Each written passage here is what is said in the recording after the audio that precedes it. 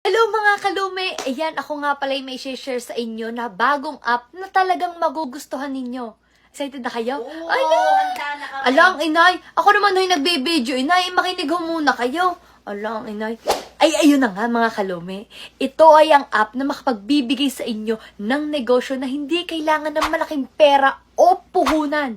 Hindi nyo rin kailangan ng warehouse o kaya stockroom para sa mga items na ibebenta ninyo.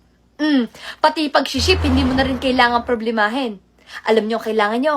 Ang kailangan nyo lang ay cellphone at saka internet. Diba? Ayos pala yan eh. Ano kailangan gawin? Ay, arin na nga, inay. Bago ang lahat, kailangan nyo munang mag-download ng Sitaw app.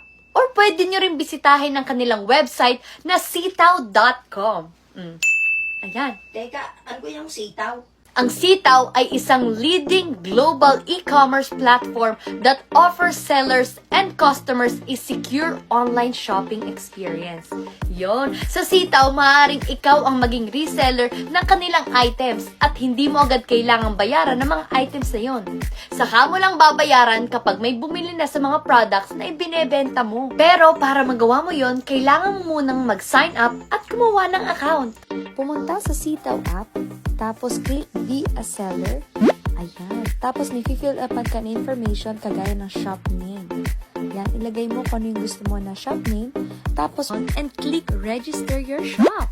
Hindi mo alam kung saan ilalagay yung mga items mo? Don't worry. Si Sitaw na ang bahala dyan. Dahil si Sitaw na ang bahalang mag-market or mag-promote ng mga products mo. O diga, napakadali lang gamitin at napakadaling kumita. Kaya ano bang hinihintay nyo?